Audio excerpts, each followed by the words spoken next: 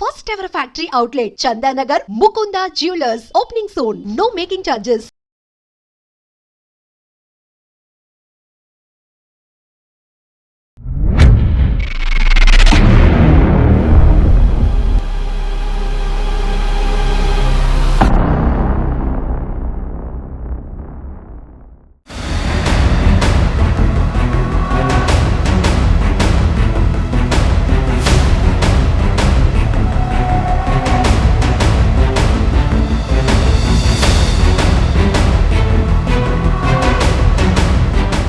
Welcome to dream. Telangana రాష్ట్రంలో betting యాప్లు ఆడినా ప్రమోట్ చేసిన కేసులు నమోదు చేయాలని ప్రభుత్వం ఆదేశించడంతో మియాపూర్ పోలీస్ స్టేషన్లో ప్రముఖ సెలబ్రిటీస్ మీద కేసులు నమోదైంది.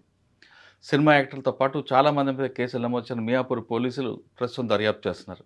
వీళ్ళు వెనక ఉన్నవారు ఎవరు అనే విషయంలో క్లారిటీగా తీసుకున్న తర్వాత నోటీస్ ఇచ్చిన పనిలో ఉన్నారు మియాపూర్ పోలీసులు. అయితే బెట్టింగ్ యాప్లు ప్రమోట్ చేయడంలో కేవలం సెలబ్రిటీసే కాదు, మెట్రో రైలు కూడా ఉందంటూ ఒక అడ్వకేట్ ముందుకు వచ్చారు. సెలబ్రిటీస్ మీద అంత సీరియస్గా ఉన్న ప్రభుత్వం మెట్రో రైలుకి ఎందుకు మినహాయింపు ఇచ్చింది అంటూ హైకోర్టులో పిల్లి వేశారు.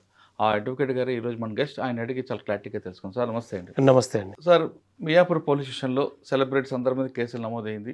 ప్రమోట్ చేసడమే కాకుండా ఆడిన వాళ్ళు ఉన్నాయి, తర్వాత లోన్ యాప్స్ మీద కూడా కేసులు అయ్యాయి. అవును, అంటే తెలంగాణ గేమింగ్ యాక్ట్ ప్రకారం కేసులు నమోదు చేశారు పోలీసులు. మెట్రో రైలుపై ఎందుకు మినహాయింపు ఇచ్చారని మీరు పిల్లి వేశారు. అవును. ఈ పిల్లు వెనక మీ ఉద్దేశం ఏంటి? కేవలం పబ్లిసిటీ కోసమా? నిజంగానే ప్రజాధనం వృధా అయిందని మెట్రోలోకి ఎందుకు మినహాయింపు ఇవ్వాలని ఇచ్చారు? తెలంగాణ గేమింగ్ అమెండ్మెంట్ యాక్ట్ అనేది 2017 నుంచి అమల్లో ఉంది. ఇప్పుడు ఈ బెట్టింగ్ యాప్స్ మీద ఫైట్ చాలా సంవత్సరాల నుంచి జరుగుతూనే ఉంది. బట్ తెలంగాణ రాష్ట్రంలో కేవలం 2025లోనే సడన్గా తెలంగాణ గేమింగ్ అమెండ్మెంట్ యాక్ట్ గుర్తొచ్చేసి సెలబ్రిటీస్ మీద, ఇన్ఫ్లుయెన్సర్స్ మీద, అందరి మీద కేసులు పెట్టారు. దాన్ని మనం యాక్సెప్ట్ చేయాల్సిందే. ఎందుకంటే బెట్టింగ్ అనే భూతం ద్వారా తెలంగాణలో ఎన్నో ఆత్మహత్యలు జరిగినాయి. ఒక ఇన్ఫ్లుయెన్సరు ₹1,00,000 తీసుకోనో 2 లక్షలు తీసుకోనో తన లింకు పెట్టినందుకు సెక్షన్ 318 BNS చీటింగ్ ద్వారా, Telangana gaming amendment act section 3, section 4, section 3A ద్వారా అండ్ IT యాక్ట్ 66D ద్వారా కేసులు పెట్టారు. ఇవి కాకుండా 311 కూడా ఉంది. 311 ఆర్గనైజ్డ్ క్రైమ్, 112 ఉంది. ఆర్గనైజ్డ్ క్రైమ్ అని కొంతమంది మీద పెట్టారు. సో బయ్యా Sunny Yadav and local boy Nani పర్టికులర్గా కొంతమంది మీద పెట్టారు. సో కేసులు పెట్టడంలో ఎక్కడ తప్పు లేదని మేము చెప్తూనే ఉన్నాం. కాకపోతే లా అనేది, ఈక్వాలిటీ బిఫోర్ లా అనేది చాలా ఇంపార్టెంట్. మెట్రో రైల్లో పర్ మంత్కి వచ్చేసి 1,20,00,000 మంది ట్రావెల్ చేస్తూ ఉన్నారు. దానిలో మీరు అబ్జర్వ్ చేస్తే 25% స్టూడెంట్స్ ఉన్నారు. కూకట్పల్లి కానీ, JNTU దగ్గర దిగేవాళ్ళు కానీ, దిల్సుఖ్ నగర్, అమీర్పేట మొత్తం ఎడ్యుకేషనల్ హబ్స్. అంటే పెద్ద పెద్ద IT ఎంప్లాయీస్ అందరూ కూడా కార్లు వేసుకుని ఆఫీసులకు వెళ్తారు. కానీ మిడిల్ క్లాస్లో ఉన్నటువంటి వాళ్ళు మాత్రమే మెట్రోలో ట్రావెల్ చేస్తూ జర్నీ చేస్తూ ఉంటారు. మరి అలాంటి మెట్రోలో సంవత్సరాల పాటు ఆడండి గెలవండి అని ఫైర్ ప్లే అనే ఒక ఇల్లీగల్ బెట్టింగ్ యాప్ని తెలుగులో కొటేషన్లు పెట్టు ప్రమోట్ చేశారు. 1x బ్యాట్ అని 1x బెట్ యొక్క surrogacy website, my jackpot 777 అని పెద్ద పెద్ద హోల్డింగ్స్ పెట్టారు. మరి సేమ్ చట్టం ప్రకారం వీళ్ళ మీద కూడా కేసులు పెట్టాల్సిన నెసిటీ ఉందిగా. ఒక వ్యక్తి తప్పు చేస్తే వ్యక్తి మీద కేసులు పెట్టారు, దాన్ని మనం యాక్సెప్ట్ చేసాం. అదేవిధంగా సంస్థ తప్పు చేస్తే సంస్థ యొక్క బోర్డ్ ఆఫ్ డైరెక్టర్స్ మీద, Hyderabad metro rail limited board of directors మీద కేసు పెట్టాలి. సో అదేవిధంగా స్టేట్ దానిలో డైరెక్టర్స్గా ఎవరై ఉన్నారో వాళ్ళ మీద కూడా చర్యలు తీసుకోవాలి. ఒక్కసారి మన డైరెక్టర్స్ ఎవరున్నారు చూస్తే NVS రెడ్డి గారు, ఇప్పుడు ఆయన లేరనుకుంటా, మేబీ 2 డేస్ బ్యాక్ ఆయన మళ్ళీ వచ్చారా? NVS రెడ్డి గారు మెట్రో బోర్డ్ డైరెక్టర్గా ఉన్నారు. ఆయన IRAS ఆఫీసర్, ఒక సివిల్ సర్వెంట్. అండ్ దాంట్లో బోర్డ్ ఆఫ్ డైరెక్టర్గా చైర్పర్సన్గా మన చీఫ్ సెక్రటరీ గారే ఉన్నారు. దాంట్లో ఉన్న డైరెక్టర్స్ అందరూ కూడా IASలే. సో వాళ్ళకి తెలియకుండా ఈ మెట్రో మీద ప్రమోషన్ చేశారా సంవత్సరాల పాటు. అండ్ ఇవన్నీ కూడా ఇల్లీగల్ బెట్టింగ్ వెబ్సైట్స్. ముంబైలో 2024లో ఫైర్ ప్లే అనే బెట్టింగ్ యాప్ మీద ED ఎన్ఫోర్స్మెంట్ డైరెక్టరేట్ చేసి 333 కోట్లు సీజ్ చేసింది. అది కూడా ఇప్పుడు మా పిల్లో మెన్షన్ చేసాం ఆల్రెడీ. మరి అదే ఫైర్ ప్లే బెట్టింగ్ యాప్ని ఆడండి గెలవండి, పందెం కాయండి, 30కి పైగా ఆటలు అని మెట్రోలో పెద్ద పెద్ద హోల్డింగ్స్ వేసి, స్లైడ్స్ వేసి డిజిటల్ మార్కెటింగ్ చేశారే. ఎన్ని కోట్ల అగ్రిమెంట్స్ వీళ్ళు చేసుకొని ఉండాలి. మెట్రో రైలుకి లేదా మెట్రో రైలు కంపెనీ యొక్క సబ్ కంపెనీస్ అటువంటి L&Tకి కానీ లేదా ఆ డిజిటల్ మార్కెటింగ్ చేసే ఏజెన్సీకి కానీ కోట్లు తీసుకోకుండా అడ్వర్టైజ్మెంట్ అయితే చేయరుగా. సో ఇన్ని సంవత్సరాలు చేశారు కాబట్టి ఆ అగ్రిమెంట్స్ అన్నీ కూడా ప్రివెన్షన్ ఆఫ్ మనీ లాండరింగ్ ఉందా, దర్యాప్తు చేయాల్సిన నెసిటీ ఉంది. స్టేట్ అథారిటీస్ ఫెయిల్ అయినాయి కాబట్టి క్లియర్గా central investigation agency CBI enquiry కావాలని మేము పిల్లు అడగడం జరిగింది. ఓకే, మీరు వేసిన దాంట్లో వెనక పబ్లిసిటీ ఉందని కొంతమంది ఆరోపిస్తారు. పబ్లిసిటీ ఎందుకు ఉంటుందండి? ఎందుకంటే ఈక్వాలిటీ బిఫోర్ లా అనేది చాలా ఇంపార్టెంట్. అంటే మీ పబ్లిసిటీ కోసమే పిల్లు వేశారు. మా పబ్లిసిటీ కోసం పిల్లు వేయాల్సిన అవసరం ఏముంది? దానిలో మిస్యూజ్ కనపడట్లేదా మీకు? ఈ చట్టం అనేది మెట్రో రైలుకి ఏమైనా ఎగ్జామ్షన్ ఉందా? ఏమైనా ఎగ్జామ్షన్ ఇచ్చారా? ఏదైనా ఎగ్జామ్షన్ ఇస్తే దానికి సంబంధించిన డాక్యుమెంట్స్ బయట పెట్టండి. అంటే స్టేట్ ఎప్పుడు కూడా పాలసీలో డ్యూయల్ కాన్ఫ్లిక్ట్లోకి వెళ్ళకూడదు. స్టేట్ పాలసీ ఎప్పుడు అందరికీ ఈక్వాలిటీ బిఫోర్ లా అనేది మీకైనా, నాకైనా, డీజీపీ గారికైనా ఒకే విధంగా ఉంటుంది. రూల్ ఆఫ్ లా అనేది ఎవరికైనా ఒకటే. దీంట్లో నాకు వచ్చే పబ్లిసిటీ ఏంటి? పర్సనల్ గా పబ్లిసిటీ వేసిన తర్వాత మీడియా అంతా మీ చుట్టూ ఫోకస్ అవుతుంది కాబట్టి మీరు ఇప్పుడు సజ్జనార్ గారిని కూడా అలాగే అనుకోవాలా? Say no to betting apps అని పెట్టారు. సే నో టు అనే ఆయన మొత్తం ఎవ్రీడే ఇన్ఫ్లుయెన్సర్కి సంబంధించి పోస్ట్ చేస్తూ ఉన్నారు. ఆయన దీనికోసమే చేస్తూ ఉన్నారా? అండ్ 2024లోనే డీజీపీ గారికి పర్సనల్ రిప్రజెంటేషన్స్ ఇచ్చాం బెట్టింగ్ యాప్స్ గురించి. అండ్ 2024లోనే ఏపీలో ఉన్న డీజీపీ గారికి కూడా రిప్రజెంటేషన్స్ ఇచ్చాం బెట్టింగ్ యాప్స్కి. ప్రిన్సిపల్ సెక్రటరీస్కి రిప్రజెంటేషన్స్ ఇచ్చాం. ఈ రోజు వరకు తెలంగాణ గేమింగ్ అమెండ్మెంట్ యాక్ట్ని ఒక పేపర్ లాగే ఉంచారు, కానీ ఎక్కడైనా ఇంప్లిమెంటేషన్ చేయగలిగారా? అంటే బెట్టింగ్ యాప్ల మీద ఎక్కువగా మీరు ఫోకస్ చేయడానికి మీ దగ్గర ఒక కేసులో హర్ష సాయి ఉన్నాడు కాబట్టి అతను ఆక్సిజన్ కట్ చేయడానికి మీరు కేవలం బెట్టింగ్ యాప్ల ముందు తీసుకొచ్చారన్నది మరొక ఎలిగేషన్. హర్ష సాయి అనే అతను లేక ముందే బెట్టింగ్ యాప్స్ గురించి రిప్రజెంటేషన్స్ ఇచ్చాం. కేవలం దీనికోసమే కాదు, మీకు కావాలంటే ఆ రిప్రజెంటేషన్స్ ఇస్తాను. ఆ డేట్ ఒకసారి చూసుకోండి. ఈ బెట్టింగ్ యాప్స్ అనే ద్వారా ఎంతోమంది ఆత్మహత్యలు చేసుకుంటూ ఉన్నప్పుడు ఒక వ్యక్తులు చేస్తే తప్పుగా కనిపించినప్పుడు వ్యవస్థలు చేస్తే రైట్ ఎలా అవుతుంది? అది అందులో ప్రభుత్వ అధికారులు ఉన్నప్పుడు చేస్తే ఎలా రైట్ అవుతుంది? మీ ఉద్దేశం తెలియక వేశారనుకోవచ్చా, లేదు మమ్మల్ని ఎవరు అడ్డుకోలేరని అన్న భావంతో వేసాం? తెలియదు అంటే చట్టం తెలియదని ఒక చదువుకొని వ్యక్తి చెప్తే తెలియదులే అనుకోవచ్చు. అంటే ఏ ఉద్దేశం వేసి ఉండొచ్చు అనుకుంటా? ప్రభుత్వానికి ఆదాయం తీసుకురావడానికి వేసి ఉండొచ్చా? ప్రభుత్వానికి ఆదాయం తీసుకుండడానికి ఇక్కడ బెట్టింగ్ అండ్ గ్యాంబ్లింగ్ అనేది ఇండియన్ కాన్స్టిట్యూషన్లోని 7th షెడ్యూల్ 2nd లిస్ట్లో ఉంది. ఓకే, ఈ 7th షెడ్యూల్ 2nd లిస్ట్లో ఉన్న అంశాలన్నీ కూడా స్టేట్ పరిధిలో ఉంటాయి. అంటే ఇంకా ప్రజలకు ఈజీగా అర్థమయ్యేలా చెప్పాలంటే మద్యపానాన్ని స్టేట్ బ్యాన్ చేసుకోవచ్చు, రెగ్యులేట్ చేసుకోవచ్చు. అదేవిధంగా బెట్టింగ్ అండ్ గ్యాంబ్లింగ్ కూడా రెగ్యులేట్ చేసుకోవచ్చు, బ్యాన్ చేసుకోవచ్చు. కానీ 2017లోనే ఆన్లైన్ బెట్టింగ్ అనే వర్డ్ యూజ్ చేసి మరి తెలంగాణ గేమింగ్ అమెండ్మెంట్ యాక్ట్ ద్వారా బ్యాన్ చేశారు అనే చట్టం తెలియకుండా అగ్రిమెంట్లు చేసుకున్నారా? అంటే మీరు ఏ ఉద్దేశంతో వాళ్ళు చేస్తుంటే మీ అనుమానం ఏంటి? డెఫినెట్గా కరప్షన్ అనేది ఉంటుంది. ఎందుకంటే పాలసీ తెలియదు అని ఐఏఎస్ ఆఫీసర్స్, డీజీపీ గారుగా డైరెక్టర్గా ఉండి, చీఫ్ సెక్రటరీ గారుగా ఉండి, ఐఆర్ఏఎస్ ఆఫీసర్స్గా ఉండి పాలసీ తెలియదని చెప్పలేం కదా. పాలసీ తెలుసు కదా. మరి అగ్రిమెంట్స్ అండ్ మనకి సెంట్రల్ గైడెన్స్ చాలా క్లియర్గా చెప్తున్నాయి.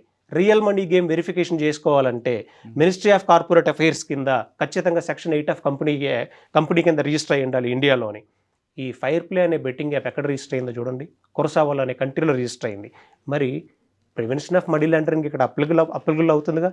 ఇండియన్ జ్యూరిస్డిక్షన్లో లేనటువంటి వాటిని మీరు మెట్రో రైల్లో ప్రమోట్ చేశారంటే డెఫినెట్గా ఇందులో కరప్షన్ అనేది డెఫినెట్గా ఇన్వాల్వ్ అయ్యే ఛాన్స్ ఉంది. కాదండి, అసలు యాక్చువల్గా ఇప్పుడు కేరళ, సిక్కిం, నాగాలాండ్లో ఏ విధంగా అయితే స్టేట్ గవర్నమెంట్ పర్మిషన్ ఇచ్చిందో అదే విధంగా ఇక్కడ ఇస్తే యాక్ట్ తీసేయండి. ఫస్ట్ యాక్ట్ ఎందుకు పేపర్లో ఉంచారా? కేవలం రెగ్యులేట్ చేస్తే పెట్టి మ్యాటర్స్ మీరు అందులో ఆర్గనైజ్డ్ క్రైమ్లో 112 అనేది పెట్టి మ్యాటర్స్ అని పెట్టారు. అవును, అది 111 ఉంటే దానికి ఆర్గనైజ్డ్ క్రైమ్ వేరేగా ఉండేది. అవును, కానీ 112 కాబట్టి పెట్టి మ్యాటర్స్ అంటే వాళ్ళ దృష్టిలో గేమ్, మన రమ్మీ ఇవన్నీ వచ్చాయి. లేదు 112లో సైబర్ క్రైమ్ అనే వర్డ్ యూజ్ చేశారు. సైబర్ క్రైమ్ అనే వర్డ్ ఉంటుంది, మీరు ఆ సెక్షన్ ఒకసారి ఓపెన్ చేస్తే సైబర్ క్రైమ్ అనే 112లో అదే 112 పెట్టారు. మీరు చెప్పారు కదా 112. సైబర్ క్రైమ్ అనే వర్డ్ యూజ్ చేశారు కాబట్టి దాన్ని ఆర్గనైజ్డ్ క్రైమ్గా చూపించే ప్రయత్నం చేశారు. 10 సంవత్సరాలకు పైగా శిక్ష పడే అవకాశం ఉంది. మీరు ఇన్ఫ్లుయెన్సర్ మీద ఎన్ని కేసులు పెట్టినా తప్పు లేదు, ఎందుకంటే తెలంగాణలో ఆత్మహత్యలు జరుగుతూనే ఉన్నాయి. కానీ అదేవిధంగా స్టేట్ జ్యుడిషియరీనే ఇక్కడ స్టేట్ అథారిటీసే ఇందులో ఇన్వాల్వ్ అయ్యి ఉన్నాయి కదా. దానికి సంబంధించి క్వశ్చన్ చేయకుండా ఎలా ఉండగలం తెలిసినప్పుడు? ఓకే, మీరు పెళ్లి వేసిన తర్వాత నెంబరింగ్ వచ్చిందా కోర్టులో? వచ్చిందండి. ఏమన్నారండి కోర్టు? యాక్సెప్ట్ అయింది. అంటే ఫైనల్ మీరేమనుకుంటున్నారు? ఇందులో ఆర్గ్యుమెంట్ జరుగుతాయి అనుకుంటున్నారు? డెఫినెట్గా ఒక వాయిస్ ఆర్గ్యుమెంట్ జరగకుండా ఎలా ఉంటుంది? ఎందుకంటే క్లియర్గా మీకు ఎవిడెన్సెస్తో పాటు చూపిస్తున్నాం, ఎవిడెన్సెస్తో పాటు సబ్మిట్ చేసాం. ఆల్మోస్ట్ ఒక 150 పేజీలు గెజిట్ ఏం చెప్తుంది, స్టేట్ గవర్నమెంట్ ఇచ్చిన గెజిట్, మినిస్ట్రీ ఆఫ్ ఎంఐబి ఇచ్చినటువంటి గైడ్ లైన్స్ ఏం చెప్తూ ఉన్నాయి, ఈ సరోగటి బెట్టింగ్ యాప్స్ అంటే ఆఫ్ షోర్ బెట్టింగ్ యాప్స్ని ప్రమోట్ చేయొద్దు అని సెంట్రల్ గైడ్ లైన్స్ ఉన్నాయి. మరి సెంట్రల్ గైడ్ లైన్స్ ఉన్నప్పుడు, ఎంఐటీ యాక్ట్ క్లియర్గా చెప్తున్నప్పుడు real money verification game verify చేసుకొని మరి ప్రమోట్ చేయాలని మెట్రోలో ఎలా ప్రమోట్ చేశారు? సార్ ఈ తరహా బిల్లులు వేరే స్టేట్కి ఎగ్నిస్ట్గా పడింది ఎక్కడైనా? స్టేట్కి ఎగ్నిస్ట్గా ఏంటండి, అసలు ఓవరాల్గా ఇండియాలోనే బెట్టింగ్ ఆపాలని రీసెంట్గా సుప్రీంకోర్టులో కేఏ పాల్గొడు పిల్లేశారుగా, సెలబ్రిటీస్ మీద కేసులు పెట్టాలని. బట్ కాకపోతే ఇక్కడ మేము పర్టికులర్గా స్టేట్ అథారిటీస్ ఇన్వాల్వ్మెంట్ కూడా దీనిలో ఉంది. మెట్రో రైల్ ఈజ్ ఏమి తెలంగాణ గేమింగ్ గవర్నమెంట్ యాక్ట్కి ఎగ్జామ్షన్ కాదు అన్న ఉద్దేశంతో, ఈక్వాలిటీ బిఫోర్ లా అన్న ఉద్దేశంతో తెలంగాణ హైకోర్టును అప్రోచ్ అయ్యాం. అంటే మీరు స్టేట్కి ఎగ్నిస్ట్ వేశారా లేదా హర్షసాయి మీద కోపంతో వేశారా? హర్షసాయికి దీనికి సంబంధం లేదు కదా. అంటే దీనికోసం కదా ఫస్ట్ నుంచి మీరు హర్షసాయికి ఎగ్నిస్ట్గా ఉన్నారు కదా? నో, హర్షసాయికి ఈ కేసుకి సంబంధం లేదు. ఇది వేసింది మెట్రో రైల్ మీద. మెట్రో రైల్లో ఇల్లీగల్ బెట్టింగ్ మెట్రో రైల్ మీద వేసినా మీరు బెట్టింగ్ యాప్ల మీద ఎప్పటి నుంచి పోరాటం చేస్తున్నారు కదా? బెట్టింగ్ యాప్ల మీద 2024 నుంచి చేస్తున్నాం, హర్షసాయి కన్నా ముందు నుంచే. దానికి దీనికి ఏమాత్రం సంబంధం లేదు. అండ్ హర్షసాయి మీద ఎలాంటి బెట్టింగ్ కేసులకి మేము పెట్టలేదు, దా ఇన్వాల్వ్మెంట్ లేదు. అది చాలా క్లియర్గా ఉంది. అది ఆ నేమ్ తీయకూడదు కాబట్టి గైడ్ లైన్స్ ఉన్నాయి కాబట్టి నేను తీయడం లేదు. సో ఆ కేసు వేరు, ఆ సెక్షన్స్ వేరు, ఆ పర్టికులర్గా అదంతా వేరు అనమాట. ఆ కేసు ఎంతవరకు వచ్చింది? అది సుప్రీంకోర్టులో ఇప్పుడు పెండింగ్లో ఉంది. అతను యాంటిసిపేటరీ బెయిల్ తీసుకున్నాడు తెలంగాణ హైకోర్టులో. సుప్రీంకోర్టులో మేము ఛాలెంజ్ చేశాము ఆ ఆర్డర్ని. సుప్రీంకోర్టులో నోటీస్ అయ్యింది, బేలా త్రివేది గారి బెంచ్ మీద ఉంది. రేపు 16వ తారీఖున ఆర్గ్యుమెంట్స్ ఉన్నాయి. సార్ ఫైనల్గా చెప్పండి, మీరు బిల్లు వేశారు బెట్టింగ్ యాప్ల మీద, ఇకపై ఎవరైనా బెట్టింగ్ యాప్లు కానీ లేదు ప్రమోట్ చేసినా ఆడినా వాళ్ళ మీద ఎలాంటి యాక్షన్ తీసుకోవచ్చు? అంటే కేవలం కేసులు పెట్టి వదిలేమంటారా? ఇప్పుడు మన దగ్గర సిస్టంలో ఎలాగుందంటే కేవలం ప్రొసీజర్ పనిష్మెంటే జరుగుతుంది కానీ ఫైనల్ పనిష్మెంట్ రావట్లేదు. అవును. కాబట్టి మెసేజ్ ఏ విధంగా పోవాలంటే ఏం చేయాలి? బెట్టింగ్ యాప్స్ని పూర్తిగా ఆపాలి అని అంటే డెఫినెట్గా ఒక మెకానిజం అయితే తీసుకొని రావాలి. ఎలాంటి మెకానిజం అంటే మీరు కానీ నేను కానీ చదువుకునే స్టూడెంట్స్ కానీ లేకపోతే ప్రభుత్వ ఉద్యోగులు కానీ ఎక్కడైనా బెట్టింగ్ యాప్ లింక్ కనిపిస్తే ఒక పోర్టల్లో అప్లోడ్ చేసిన వెంటనే బ్లాక్ చేసేటువంటి మెకానిజం.